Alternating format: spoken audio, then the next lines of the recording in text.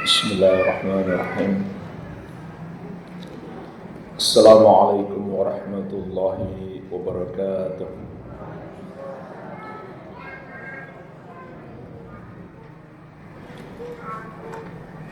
Alhamdulillahi ala ihsanih wa syukru lahu ala taufiqihi wa amtinanih. وأشهد أن لا إله إلا الله وحده لا شريك له تعظيما لشأنه وأشهد أن محمدا عبده ورسوله الداعي إلى رضوانه صلى الله عليه وعلى آله وأصحابه وإخوانه أما بعد فإخواني في الدين wa akhwati fillah, kaum muslimin wal muslimat rahimani wa rahimakumullah. Semoga Allah Subhanahu wa taala senantiasa mencurahkan rahmatnya kepada kita sekalian.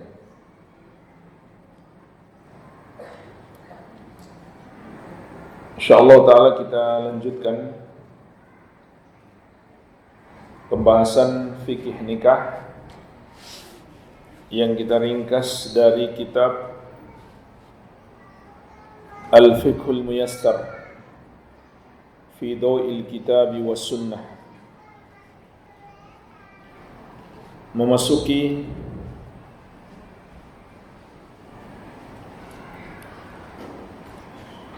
Al-Bab Al-Thalith, bab yang ketiga, fil khulu', tentang khulu'. Bab yang ketiga tentang khulu'. Bab ini singkat. Wa fihi mas'alatan, di dalamnya hanya ada dua permasalahan.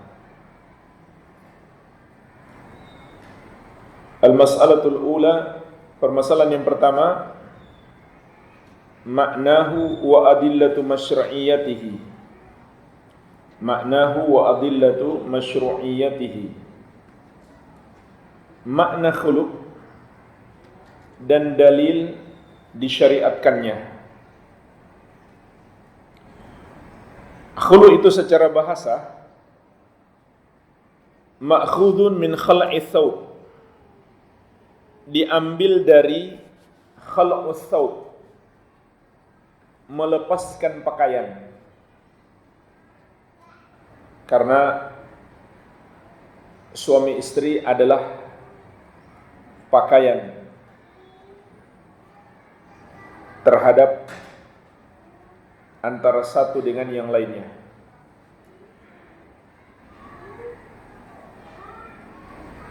Maka secara bahasa, khulu itu artinya melepaskan pakaian. Sedangkan secara syariat,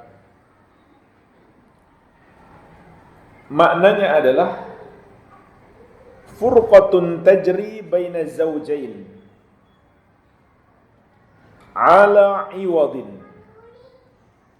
perpisahan di antara suami istri dengan adanya bayaran tadfa'uhul mar'a li zawjiha, yang diberikan oleh seorang wanita kepada suaminya, bi alfadhin makhsusah, dengan adanya lafaz khusus, dengan menggunakan lafaz khusus. Inilah definisi khulu', perpisahan antara suami istri dengan adanya bayaran dari seorang istri kepada suaminya dengan menggunakan lafaz khusus. Lafaz khusus itu seperti seorang suami mengatakan kepada istrinya, khalaqtuki, aku telah mengkhulukmu, dan yang semisalnya. Baik, ini makna khulu. Adapun dalil disyariatkannya atau dibolehkannya di antaranya surat Al-Baqarah ayat 229. Allah Subhanahu wa taala berfirman, "Fa in khiftum alla yuqima hududallahi fala junaha 'alaihima fima iftadat bihi." Maka apabila kalian khawatir suami istri itu tidak bisa menjalankan hukum-hukum Allah,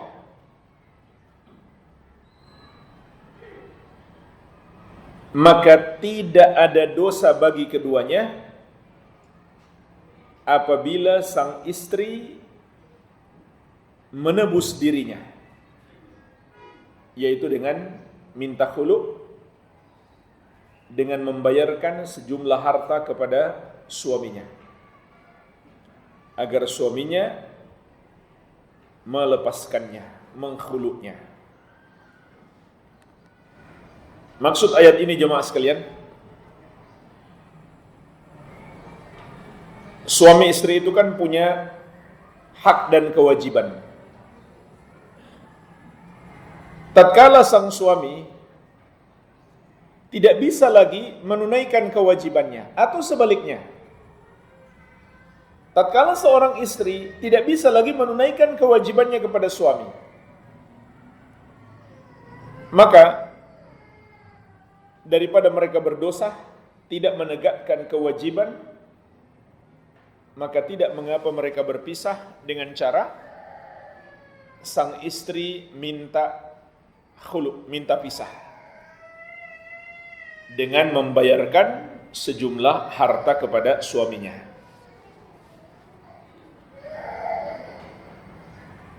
Dan juga berdasarkan hadis Ibnu Abbas radhiyallahu anhuma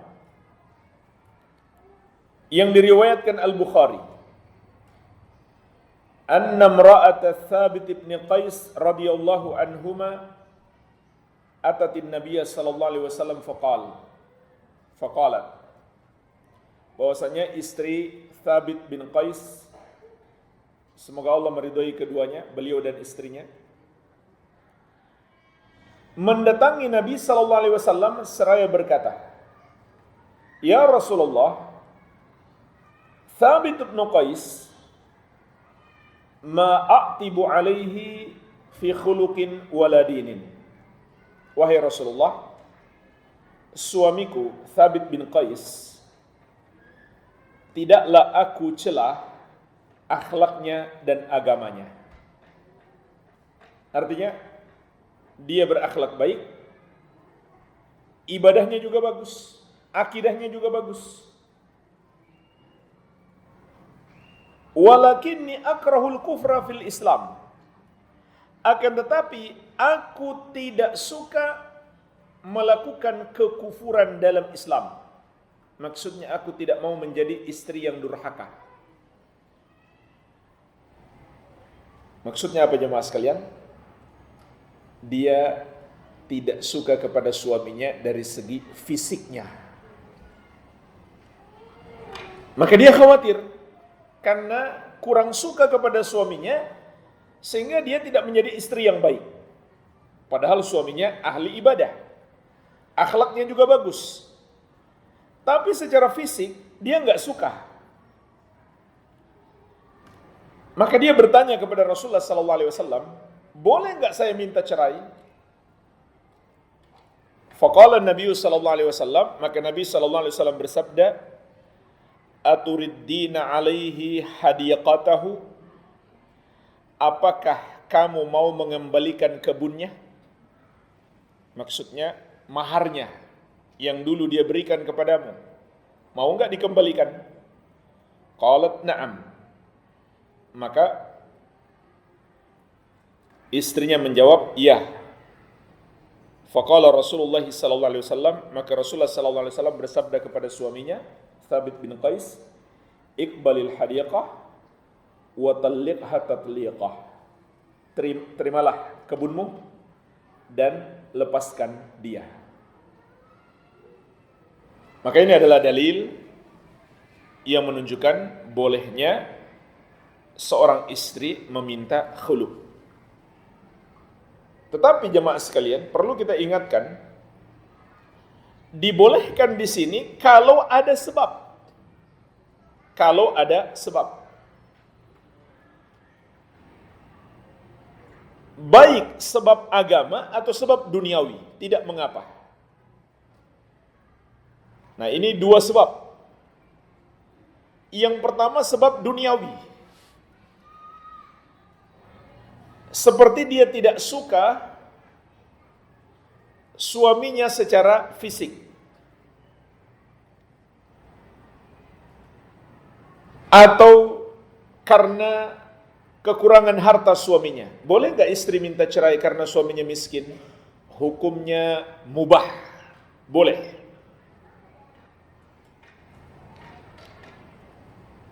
Dia tidak berdosa karena hal tersebut. Hukumnya boleh.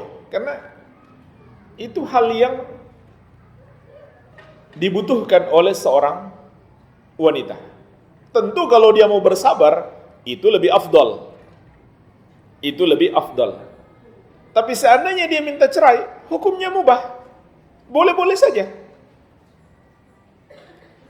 Nggak bisa kita mencela seorang wanita karena dia minta cerai kepada suaminya disebabkan hal duniawi. Itu nggak bisa. Yang mencela yang berdosa malah. Yang tercela itu adalah kalau dia misalkan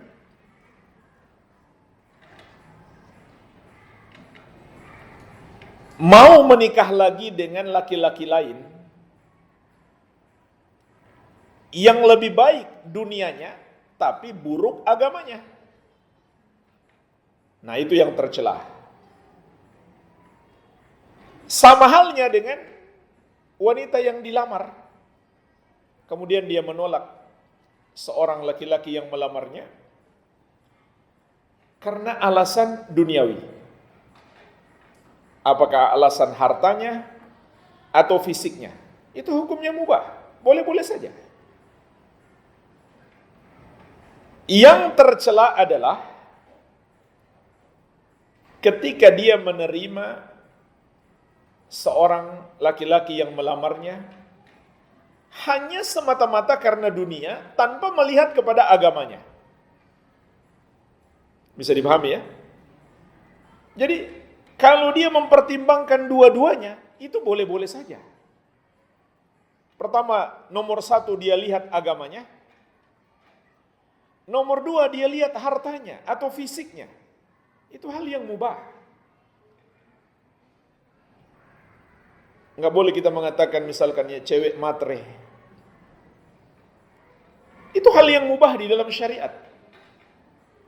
Yang tercela adalah ketika dia nggak peduli dengan agama laki-laki itu, hanya melihat kepada hartanya.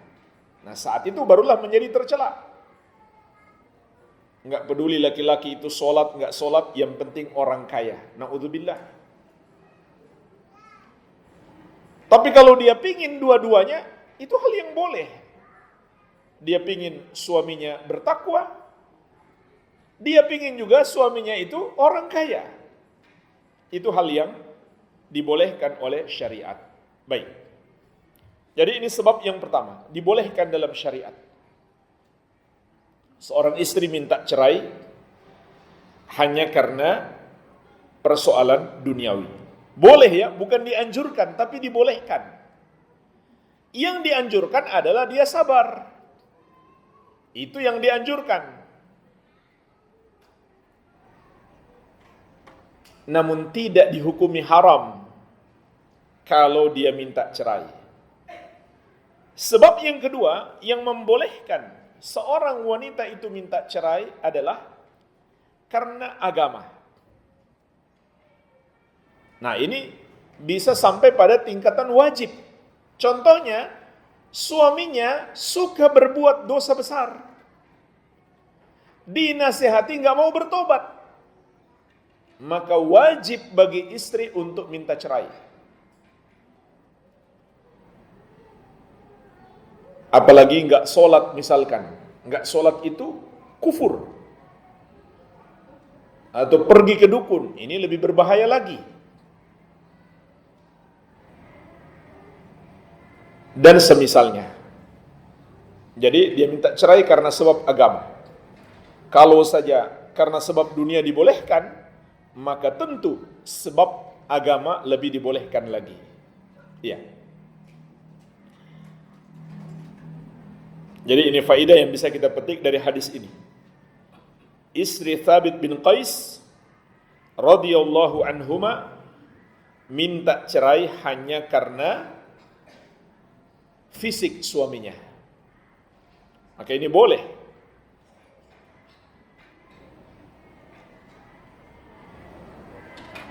Atau harta suaminya, maka ini juga boleh. Maka kalau begitu, jika dia minta cerai karena buruknya agama suaminya, tentu lebih boleh lagi, bahkan bisa wajib. Baik. Kita masuk al-mas'alatu tsaniyah, al-ahkam al-muta'alliqa bihi wal hikmatu minhu.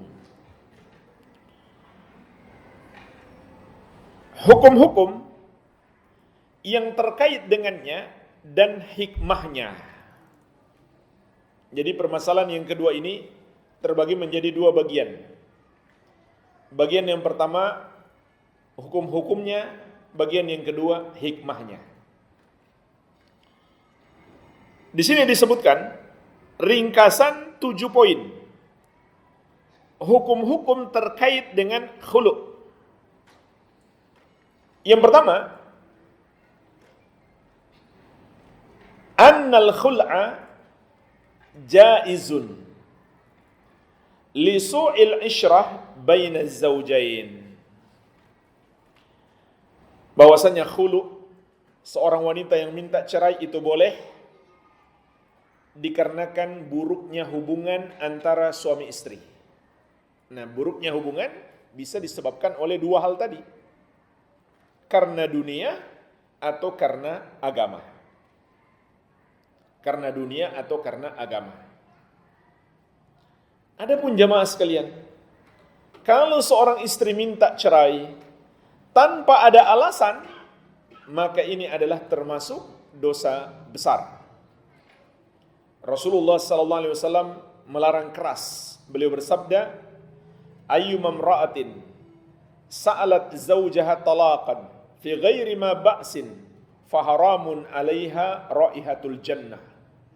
Wanita mana saja yang minta cerai kepada suaminya tanpa ada alasan, maka haram baginya mencium harumnya surga. Dalam riwayat, dalam hadis yang lain, Rasulullah sallallahu alaihi wasallam bersabda, al-mukhtali'at hunnal munafiqat. Para wanita yang minta cerai adalah para wanita munafik. Artinya itu akhlak para wanita munafik. Bukan berarti si wanita menjadi kafir, menjadi munafik, tidak. Tapi itu adalah akhlak para wanita munafik.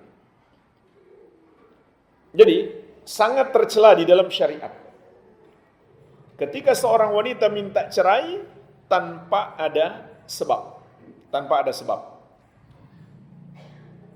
Namun jika ada sebab, maka hukumnya bisa mubah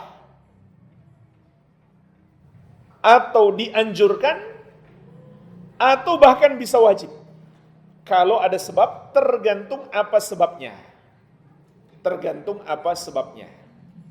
Seperti yang saya telah jelaskan tadi. Ya. Secara umum ada dua sebab. Apakah karena kekurangan suaminya dari segi duniawi, ataukah karena kekurangan suaminya dari segi agama. Baik. Wala yaqa'u illa bi'iwadin mali.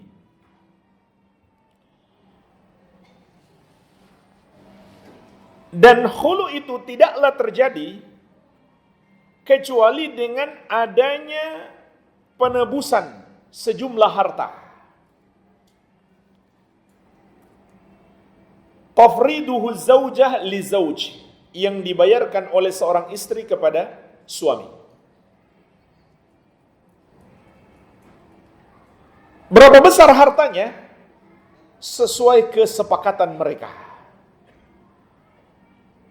Namun, mayoritas ulama mengingatkan, janganlah lebih daripada maharnya. Janganlah lebih daripada maharnya. Makanya sangat bagus para suami kalau mau nikah, kasih mahar yang banyak, yang besar. Supaya istri minta cerai nggak mudah.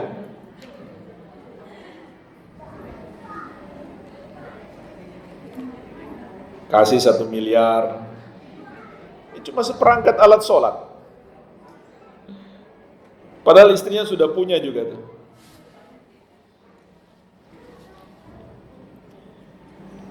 Jadi harus dengan adanya harta yang dibayarkan.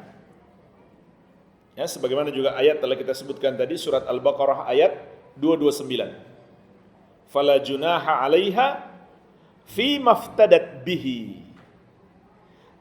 Fala junaha 'alaihima, tidak ada dosa bagi keduanya, bagi suami dan istri itu, fi maftadat bihi, apabila istri mau menebus dirinya dengan membayarkan sejumlah harta sesuai kesepakatan mereka.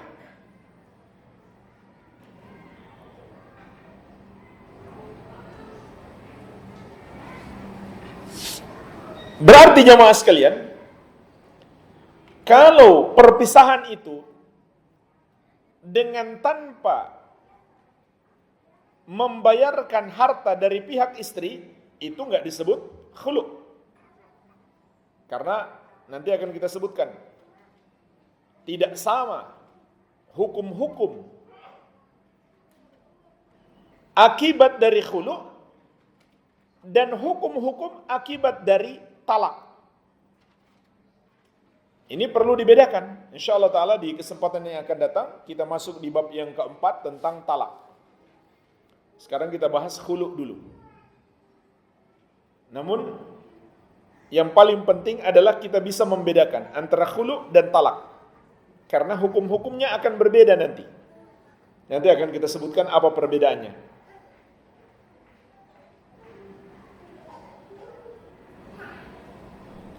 Baik, ini ringkasan hukum yang pertama. Yang kedua, la yaqa'u min ghairi zaujah ar-rasyidah.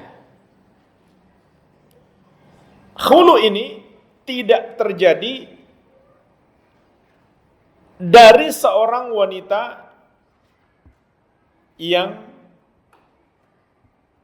belum matang dalam berfikirnya. Maksudnya, contoh, kalau istrinya masih kecil, dia tidak boleh diizinkan untuk minta cerai. Karena dia belum matang. Ini yang kedua. Nah, mungkin ada yang bertanya, jadi gimana solusinya? Kalau misalkan suaminya itu zalim, maka solusinya adalah keluarganya melaporkan ke pengadilan agama. Kalau di negeri kita, pengadilan agama, kepada hakim. Hakim yang memutuskan. Baik.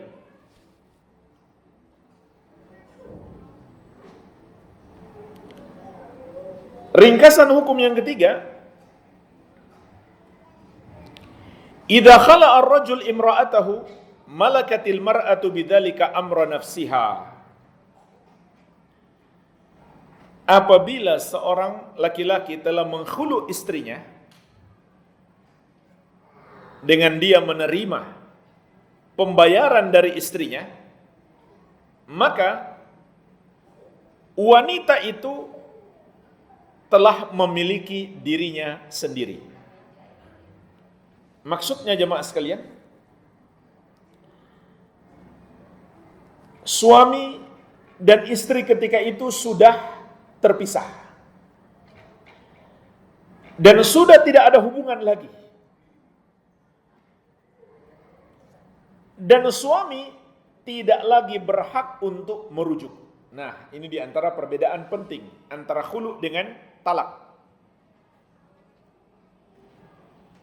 Kalau talak, pada talak 1 dan 2, sebelum selesai masa iddah, yaitu 3 kali haid, maka statusnya masih suami istri. Dan suami boleh merujuk kapan saja dia mau. Sedangkan dalam khulu tidak seperti itu. Begitu khulu langsung putus hubungan. Langsung putus hubungan.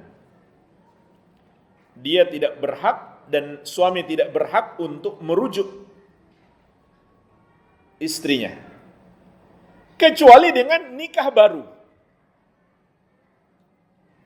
Nikah baru ya sang mantan istri berhak menerima atau menolak. Beda dengan talak, nggak perlu nikah baru dan istri nggak berhak menolak kalau masih dalam masa iddah.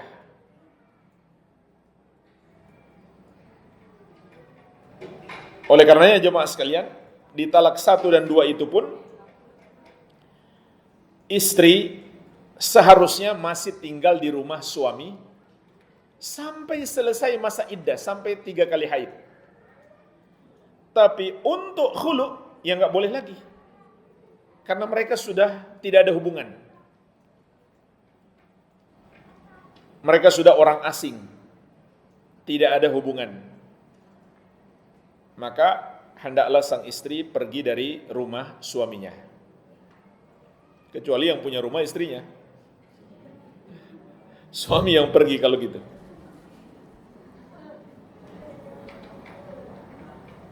Baik, ini yang ketiga.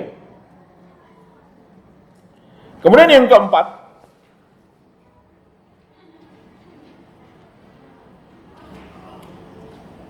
disebutkan di sini, ketika sudah khulu, maka sang istri nggak bisa lagi ditalak, karena sudah nggak ada hubungan apa-apa. Sudah tidak ada hubungan apa-apa. Tidak bisa pula di zihar dan ila.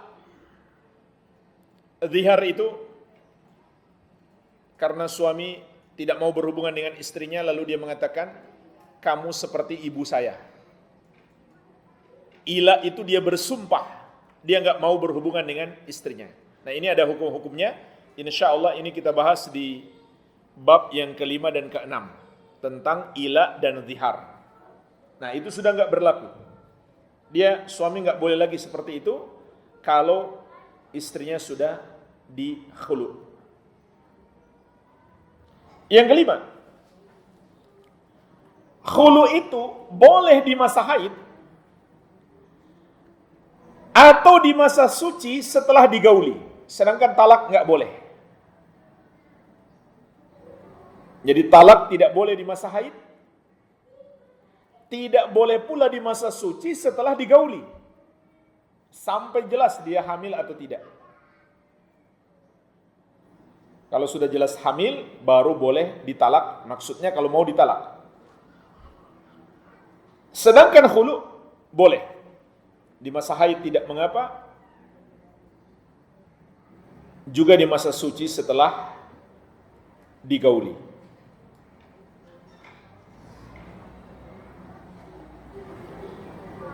Baik, ini yang kelima. Hanya saja perlu kita ingatkan juga tentunya, setelah khulu kemudian terbukti dia hamil, maka dia tidak boleh menikah lagi sampai dia melahirkan. Karena masa iddah wanita hamil adalah sampai melahirkan.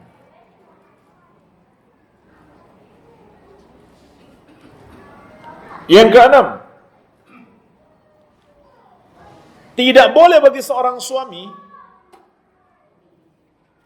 menzolimi istrinya dengan tujuan agar istrinya minta cerai, minta khulu. Karena kalau ditalak, suami nggak dapat apa-apa kan? Jadi sengaja dia menyakiti istrinya agar istrinya minta khulu sehingga istrinya membayarkan sejumlah harta kepadanya. Maka ini termasuk dosa besar. Allah ingatkan di surat An-Nisa ayat 19.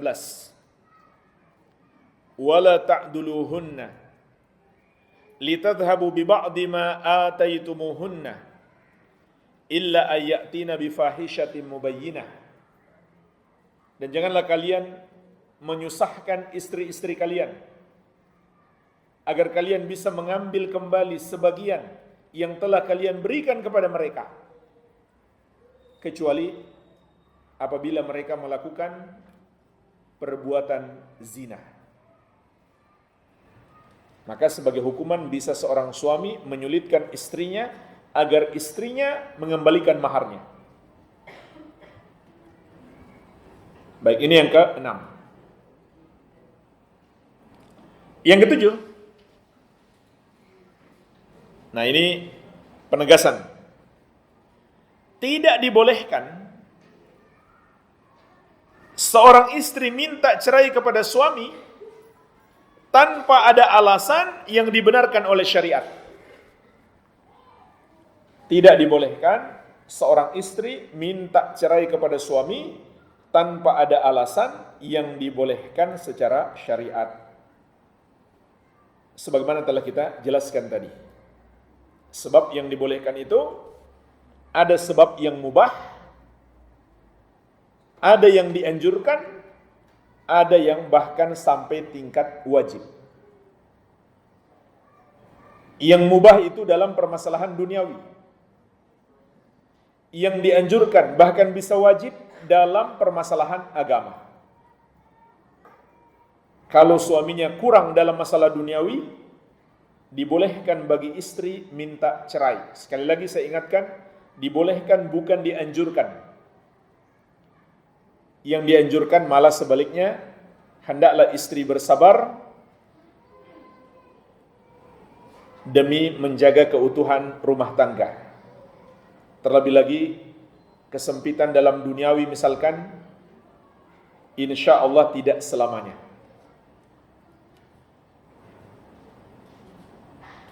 Kemudian sebab yang dianjurkan adalah karena kekurangan suami dalam hal agama. Bahkan bisa sampai tingkat diwajibkan. Apabila suaminya melakukan dosa-dosa besar, dinasihati enggak mau bertobat. Dinasihati tidak mau bertobat. Maka wajib bagi istri untuk minta cerai. Baik. Kemudian jemaah sekalian, berapa lama masa iddah istri yang khulu? Maka masa iddahnya cukup 1 kali haid. Nah, ini perbedaan yang lain dengan talak. Kalau talak 3 kali haid,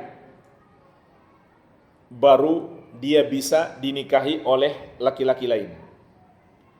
Sedangkan pada khulu hanya 1 kali haid saja. Kalau dia tidak hamil. Kalau dia tidak hamil.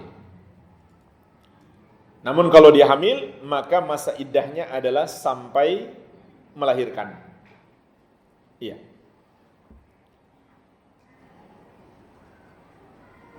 Pembahasan yang terakhir jemaah sekalian, apa hikmahnya syariat membolehkan adanya khulu, seorang wanita minta cerai? Maka jemaah sekalian, hikmah yang paling utama adalah agar suami atau istri tersebut tidak terjerumus dalam dosa. Tidak terjerumus dalam dosa. Dan bisa hidup dengan tenang. Contoh terjerumus dalam dosa seperti kisah istri Thabit bin Qais tadi. Beliau mengatakan, "Walakinni akrahul kufra fil Islam." Ya Rasulullah, aku tidak suka menjadi istri durhaka.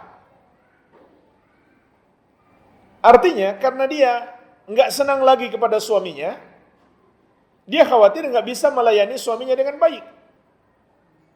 Sehingga dia menjadi istri yang durhaka.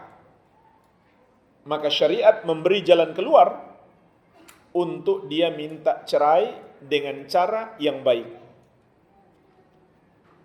Jadi, ini hikmahnya.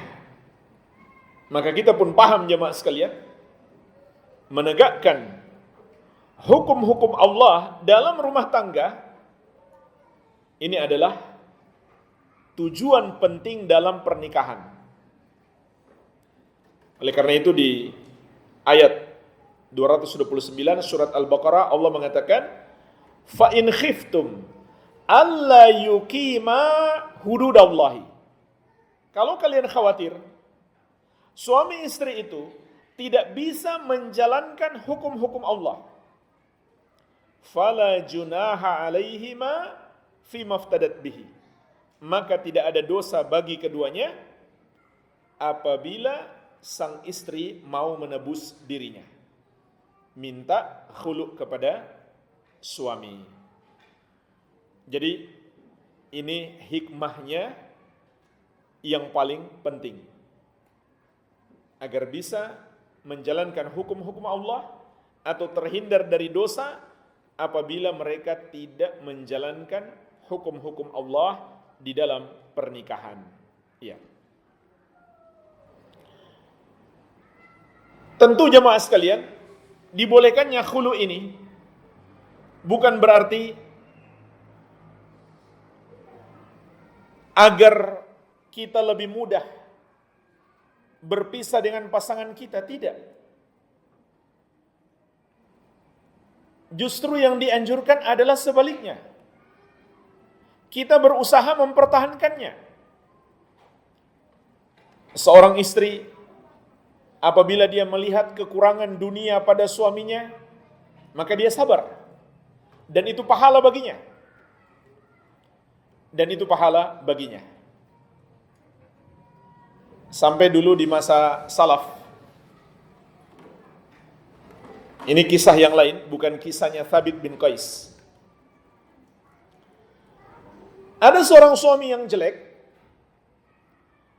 dapat istri yang sangat cantik.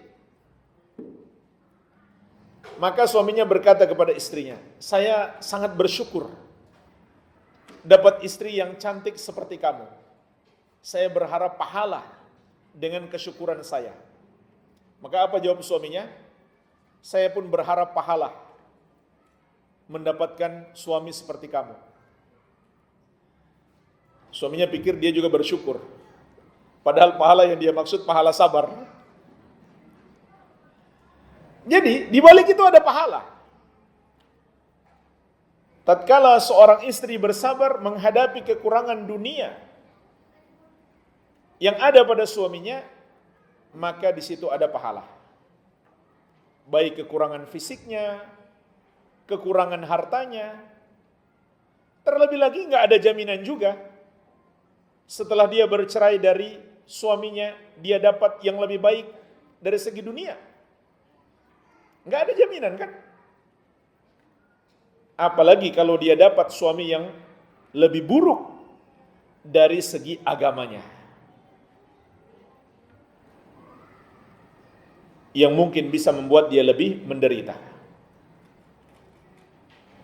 Begitu pula kekurangan suami dalam hal agama. Bercerai, berpisah tentu bukan solusi yang pertama. Solusi yang pertama adalah suaminya bertobat tentunya. Dan istri berusaha secara maksimal. Berusaha menasihati suaminya. Berusaha meningkatkan ilmunya supaya bisa menasihati suaminya. Membawa suaminya ke majelis ilmu. berbuat baik kepada suaminya supaya mau mendengar nasihatnya, berusaha secara maksimal. Jadi bukan dianjurkan langsung putus begitu saja, tidak. Solusi yang terbaik tetap bertahan kalau melihat masih ada jalan untuk perbaikan, untuk menasihati. Dan berapa banyak wanita-wanita yang bersabar menghadapi suaminya, pada akhirnya Allah berikan hidayah kepada suaminya. Banyak sekali. Para istri yang tadinya sudah ngaji, sementara suaminya belum ngaji, tapi istrinya bersabar membimbing suaminya. Pada akhirnya suaminya mendapatkan hidayah. Itu yang dianjurkan. Jadi, sekali lagi, dibolehkannya khulu dari seorang istri kepada suami bukan berarti syariat mempermudah perpisahan antara suami istri. Malah sebaliknya, syariat menyuruh untuk selalu mempertahankan hubungan suami istri. Kecuali sudah tidak ada jalan keluar dan bisa memberi mudarat yang lebih besar, barulah ambil jalan perpisahan. Dan sekali lagi, hukumnya bisa sampai tingkat wajib. Contoh tingkat wajib itu, suami berbuat dosa besar, dinasihati nggak mau tobat, kemudian istri khawatir jika terus bersama suaminya, lama-lama dia juga terpengaruh. Maka saat itu wajib dia bercerai, wajib dia minta pisah. Walhamdulillah, bab ini singkat. Bab yang ketiga tentang khulu sudah selesai. Insya Allah di pertemuan yang berikutnya kita masuk bab yang keempat tentang talak, yang pembahasannya cukup panjang. Insya Allah di pertemuan yang akan datang. Sampai di sini mungkin ada pertanyaan, saya persilahkan.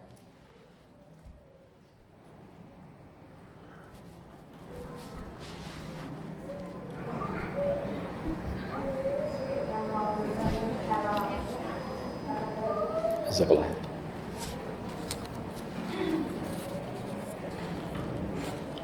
Bismillah. Mau bertanya, apakah sah jika suami mentalak 3 istri lewat WA karena berjauhan? Jamaah sekalian, masalah talak ini sah atau tidak, maka urusannya hendaklah diurus di pengadilan. Diurus di pengadilan agama. Jadi saya tidak bisa mengatakan sah atau tidak, karena bicara cerai, bicara tentang banyak kaitan, maka urusannya harus di pengadilan. Bahkan walaupun mereka berdekatan, apalagi berjauhan melalui WA, terus gak jelas yang kirim WA siapa. Mungkin HP suaminya dicuri. Jadi hendaklah permasalahan ini diselesaikan di pengadilan agama. Jangan kita bergampangan dengan permasalahan ini. Wallahu a'lam. Bagaimana jika kita terkena fitnah lawan jenis? Apa yang dilakukan? Lalu bagaimana dengan kaidah jiwa kita bisa meninggalkan sesuatu jika ada sesuatu yang menggantikannya? Sedangkan kita belum mencari pengganti dikarenakan masih belum siap perihal ilmu dan sebagainya. Kalau yang bertanya ini seorang wanita yang sudah nikah, kemudian terkena fitnah lawan jenis, apa yang harus dia lakukan? Yang harus dia lakukan adalah, pertama, bertobat kepada Allah Subhanahu wa taala atas dosa yang dia lakukan. Karena tidaklah fitnah ini muncul kecuali dia telah membuka pintu-pintunya. Yang kedua, minta tolong kepada Allah Subhanahu wa taala agar dia bisa lepas dari fitnah itu. Bersungguh-sungguh dia berdoa kepada Allah, memohon pertolongannya. Yang ketiga, hendaklah dia tingkatkan ibadah dengan ikhlas dan ittiba.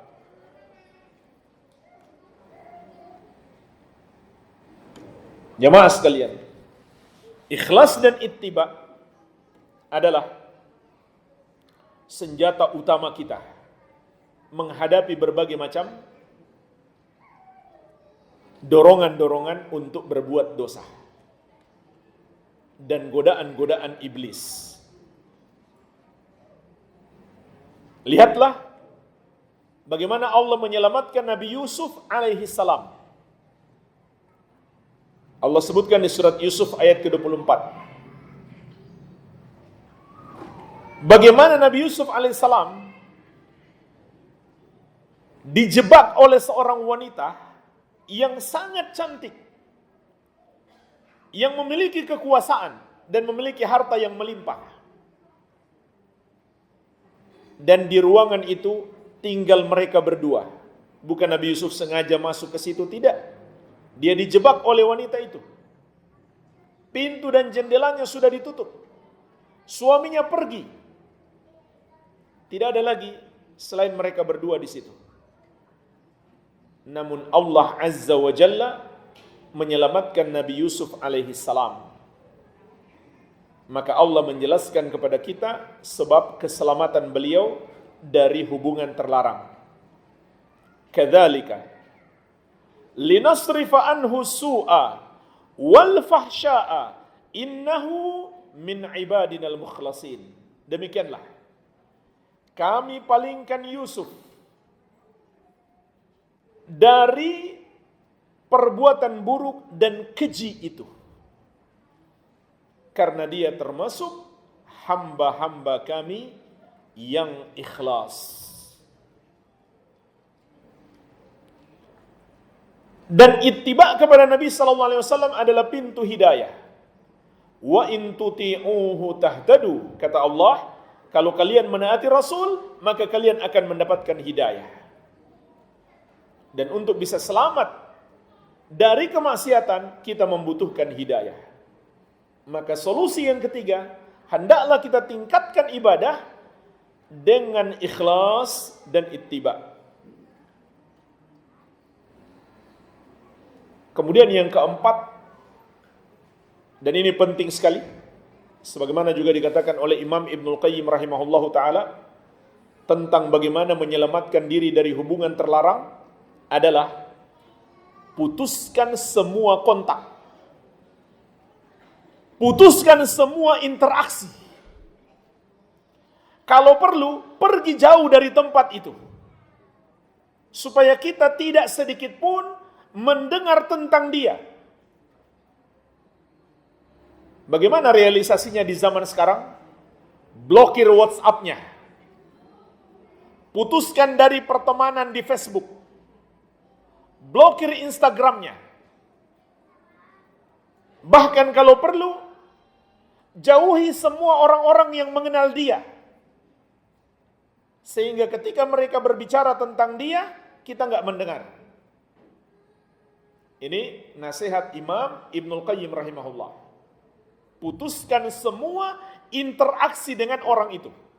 Apalagi kalau orangnya orang rusak. Agamanya buruk. Ini solusinya.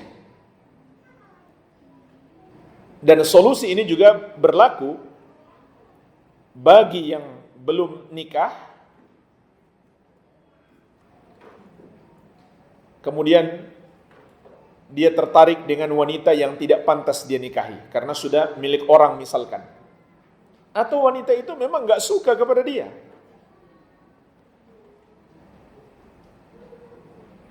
Kalau seandainya wanita itu wanita baik, belum menikah, ya tidak mengapa mereka menikah. Tapi kalau tidak, maka solusinya seperti itu. Dia putuskan interaksi apapun. Oleh karena itu, jemaah sekalian, ini juga perlu kita ingatkan, membuka komunikasi dengan lawan jenis tanpa ada hubungan, tanpa ada kebutuhan yang mendesak, ini termasuk pintu kepada fitnah. Hendaklah dihindari. Membuka komunikasi dengan lawan jenis tanpa ada alasan yang mendesak, ini termasuk pintu kepada fitnah. Hendaklah dihindari. Jadi, ini beberapa solusi untuk selamat dari fitnah dengan lawan jenis. Iya. Kemudian, lalu bagaimana dengan kaidah?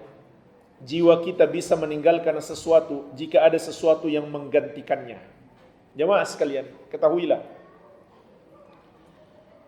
sebaik-baik pengganti bagi jiwa kita adalah takwa kepada Allah Subhanahu wa ta'ala. Dan Allah Azza wa Jalla berjanji, "Wa may yattaqillaha yaj'al lahu makhraja wa yarzuqhu min haitsu la yahtasib." Barang siapa bertakwa kepada Allah, pasti Allah berikan jalan keluar baginya. Dan dia akan diberikan rezeki dari arah yang tidak dia sangka-sangka. Maka, bertakwalah kepada Allah kalau memang belum bisa menikah. Ini bagi yang jomblo, yang terfitnah dengan lawan jenis. Maka itu sebaik-baik pengganti. Kalau sudah mampu menikah, ya menikah. Itu juga bagian dari ketakwaan bagi yang sudah mampu menikah. Sebagaimana sabda Nabi SAW, "Ya ma'syarasy syabab, man istata'a minkumul ba'ah falyatazawwaj, fa innahu aghaddu lil basar wa ahsanu lil farj. Wa man lam yastati' fa 'alaihi bisiyam fa innahu lahu wija." Wahai para pemuda, siapa di antara kalian yang sudah mampu menikah, hendaklah segera menikah. Karena dengan menikah itu lebih menundukkan pandangannya dan memelihara kemaluannya. Kalau dia tidak mampu menikah, hendaklah dia berpuasa, karena puasa itu akan menjadi perisai baginya.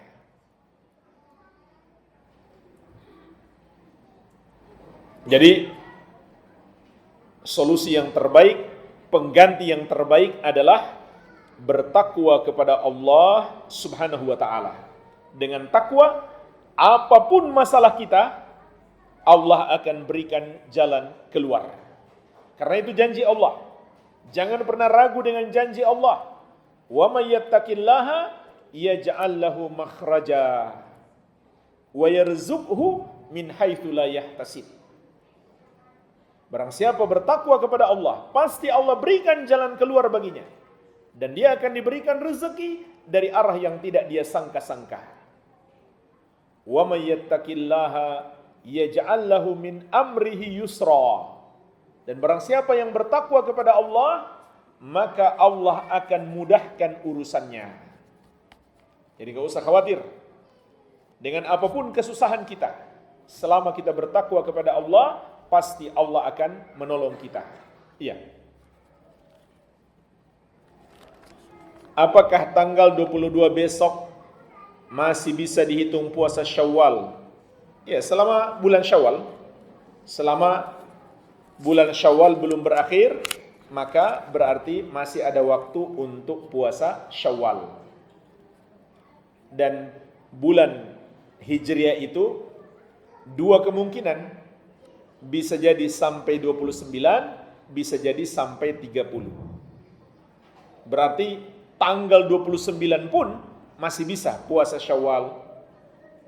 Tanggal 30 pun, kalau seandainya masih bulan Syawal, belum masuk bulan berikutnya, masih boleh puasa Syawal. Bahkan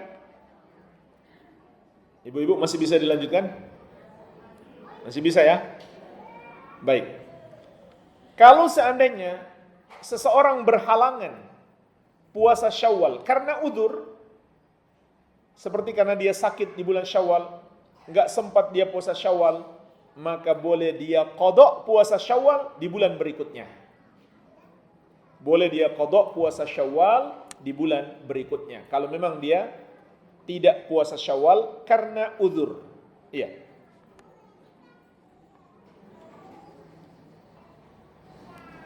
Bagaimana jika dalam proses perceraian, pengadilan, istri hamil dengan laki-laki lain? Bagaimana hukumnya? Ya dosa besar lah. Yang mau ditanyakan hukumnya apa? Itu sudah jelas. Dosa besar. Jadi pertanyaannya masih dalam proses perceraian, sudah hamil dengan laki-laki lain. Kalau memang terbukti dia hamil dengan laki-laki lain, maka hendaklah saat itu suaminya langsung menjauhinya. Karena dia tidak boleh dia campurkan air yang halal kepada air yang haram.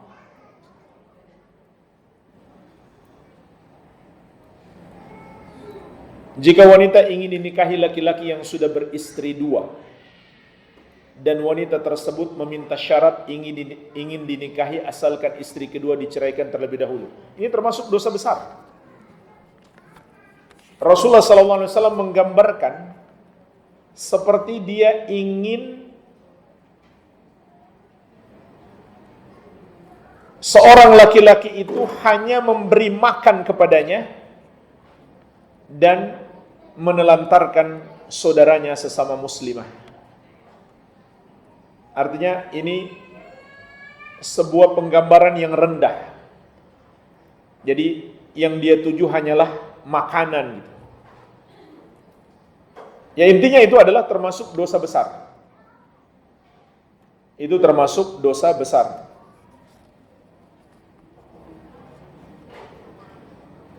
Dan Rasulullah SAW mengingatkan kita memisahkan antara suami istri termasuk tujuan utama setan. Seperti dalam hadis riwayat Muslim dari sahabat Jabir radhiyallahu anhu tentang setan-setan yang melapor kepada iblis. Iblis adalah rajanya setan, yang mengutus setan-setan dari kerajaannya yang berada di atas air, di sebuah lautan. Maka bala tentaranya masing-masing datang melaporkan, saya telah melakukan ini dan itu. Kata iblis, kamu belum apa-apa. Datang lagi tentaranya yang lain, saya sudah begini dan begitu. Kata iblis, kamu belum apa-apa. Sampai datang bala tentaranya dan mengatakan, tidaklah saya tinggalkan kecuali dia sudah berpisah dengan istrinya. Kemudian iblis mengatakan, nikma anta, engkau yang terbaik. Jadi jangan menjadi pembantu iblis, menyebabkan suami istri bercerai. Siapapun itu, termasuk juga mertua. Jangan menjadi pembantu iblis, memanas-manasi putrinya atau putranya untuk berpisah dengan pasangannya. Maka hati-hati. Ini termasuk dosa besar. Kecuali kalau memang dia melihat istrinya tersebut seorang yang tidak baik agamanya dan terbukti mempertahankannya bisa memudaratkan, maka itu ada alasan yang syar'i. Wallahu a'lam.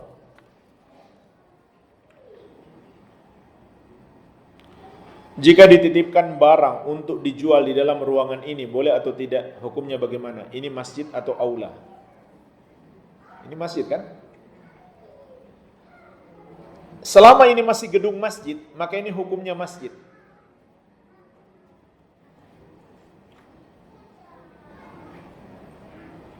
selama dipakai sholat, walaupun dipakai sholat kalau di atas sudah penuh, tapi ini memang dipersiapkan untuk sholat, maka hukumnya adalah hukum masjid. Bahkan di halaman masjid pun ulama masih beda pendapat. Di halaman masjid pun ulama masih beda pendapat. Apalagi yang masih dalam ruangan bangunan masjid. Maka tidak boleh melakukan jual beli di dalam ruangan ini.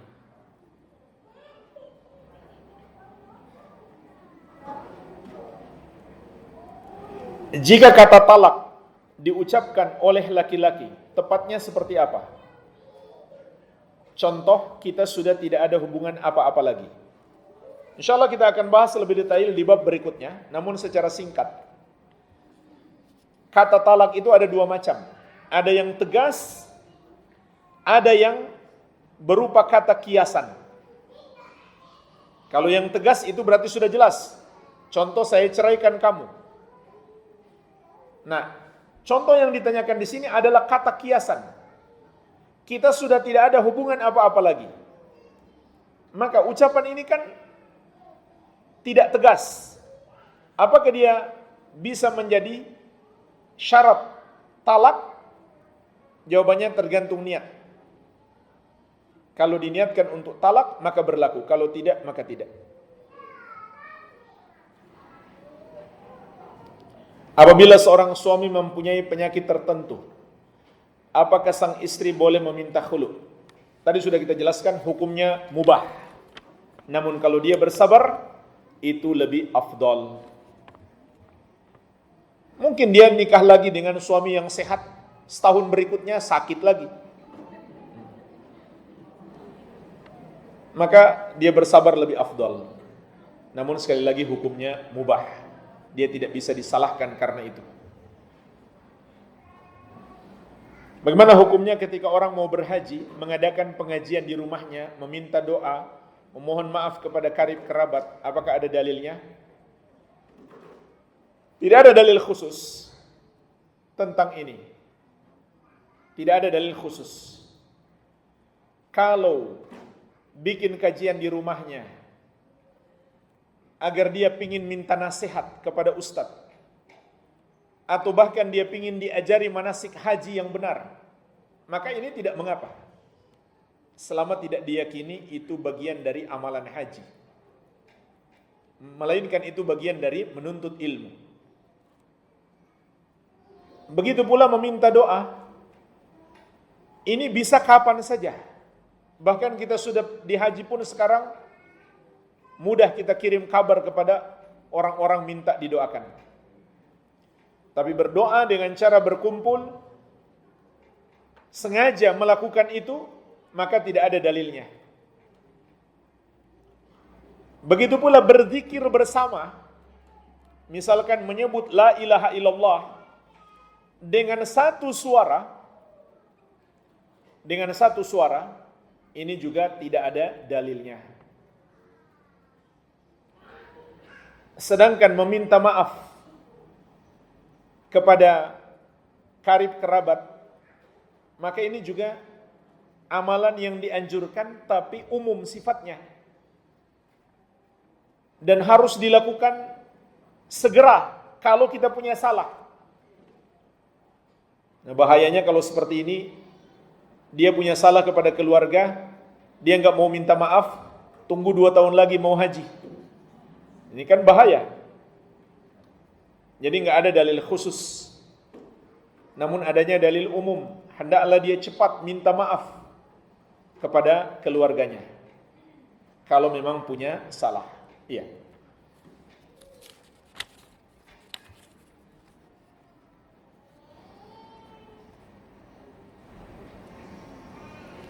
Berapa lama masa iddah wanita yang ditinggal mati suaminya? 4 bulan 10 hari. Apakah tidak boleh keluar rumah? Ya, itu namanya ihdad. Jadi masa iddah artinya masa tidak boleh dinikahi. Sedangkan masa ihdad adalah masa berkabung. Nah, Masanya sama. Bagi wanita yang ditinggal mati suami, masanya sama, yaitu 4 bulan 10 hari.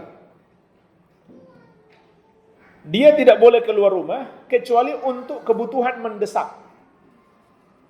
Kecuali untuk kebutuhan mendesak. Kebutuhan mendesak itu seperti nggak ada yang ngantarin makanan, ya terpaksa dia harus keluar beli makan. Kalau nggak makan, bisa mati. Ya itu kan mendesak sifatnya. Tapi kalau dia cuma keluar pingin cuci mata di mall misalkan, maka tidak boleh. Tidak boleh juga dia berhias. Tidak boleh juga dia berhias selama masa tersebut. Seperti menggunakan parfum, ini juga nggak boleh. Menggunakan celak mata, nggak boleh. Nggak boleh dia berhias selama masa 4 bulan 10 hari tersebut. Ya. Insya Allah ada bab tersendiri secara khusus akan kita bahas masalah iddah ini. Apakah syah khulu yang diminta seorang istri karena masalah materi sementara suaminya soleh tetapi tidak maksimal dalam menafkahi? Sudah kita jelaskan ya. Ini hukumnya mubah. Hukumnya mubah dan syah.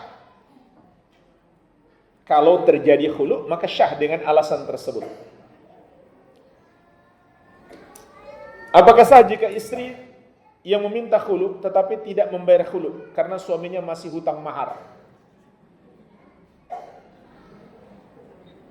Hukumnya sah, boleh. Ini boleh. Sekaligus itu dijadikan pembayaran untuk khulu.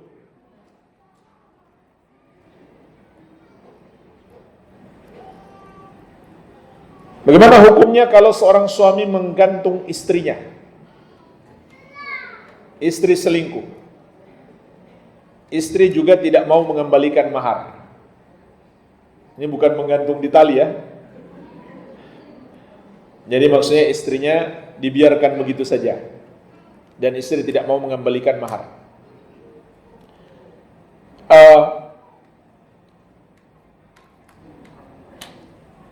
Menyulitkan istri karena dia berzina, na'udzubillah, ini dibolehkan syariat. Sebagaimana ayat yang kita sebutkan tadi. Illa ayyatina bifahishatin mubayyinah. Sebagai hukuman atas istri tersebut agar dia mau membayarkan mahar. Agar dia mau mengembalikan mahar atau menebus dirinya dengan sejumlah harta yang disepakati.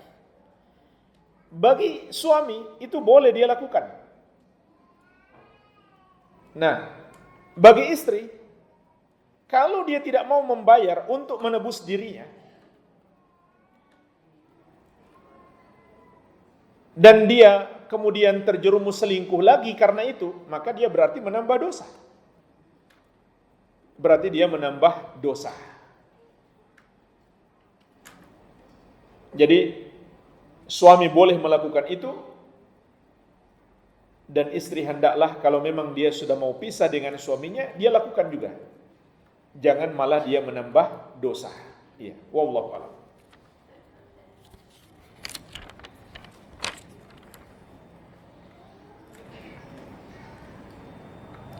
Bila seorang istri sudah tidak sanggup melayani suaminya, tapi bertahan hanya karena anak-anak, apakah istri itu termasuk istri yang durhaka? Lebih baik bertahan atau melanjutkan dengan harapan rahmat Allah Azza wa Jalla?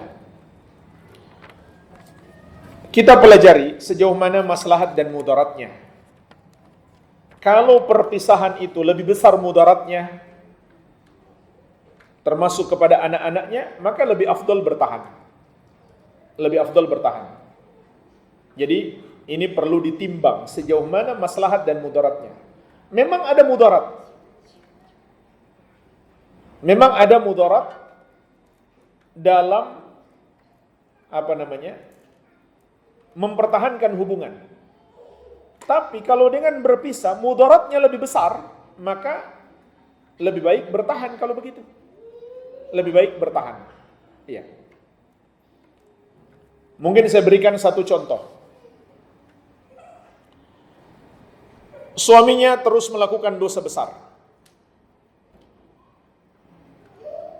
Kalau terjadi perpisahan, suaminya dengan mungkin kekuatannya, pengaruhnya, akhirnya dia yang menguasai semua anak-anak. Maka, ini bahayanya lebih besar bagi anak-anak. Ini bahayanya lebih besar. Ketika sang ibu tidak punya lagi akses untuk menasehati anak-anak, membimbing anak-anak, maka saat itu lebih baik dia bertahan. Tapi kalau sebaliknya, sang istri bisa membawa anak-anaknya dan meninggalkan suaminya, maka lebih baik berpisah. Jadi seperti itu. Harus diperhitungkan sejauh mana maslahat dan mudaratnya. Wallahu a'lam. Apakah istri jika mengajukan khulu namun suami tidak menyetujuinya, maka tidak terjadi khulu? Tidak terjadi khulu. Ya solusinya kalau memang suaminya nggak layak, dia pergi ke pengadilan agama. Kalau pengadilan agama memutuskan, maka terjadi. Apakah pengadilan agama memutuskan ini cerai atau ini khulu, tergantung pengadilan. Itu solusinya. Suami susah diajak beribadah wajib seperti sholat fardu. Padahal kadang sudah dikasih tahu anak juga berat diajak kajian dan tidak mau belajar agama. Kalau nggak mau sholat, ini permasalahan besar. Ini sangat berbahaya. Syekh Ibnu Utsaimin rahimahullah ketika beliau ditanya tentang suami yang nggak mau sholat, apa kata beliau? Hendaklah kamu pulang ke rumah orang tuamu. Kenapa? Meninggalkan sholat itu kekufuran.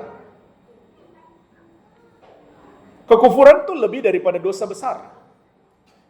Kalau seandainya dia sudah pantas dikafirkan, itu nggak usah minta cerai.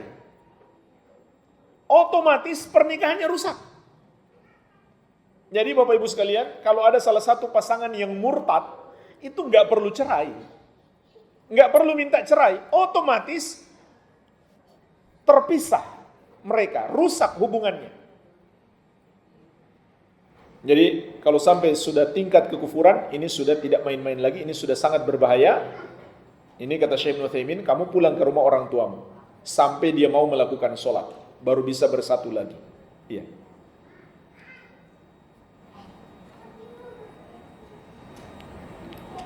Ana menikah sudah 17 tahun.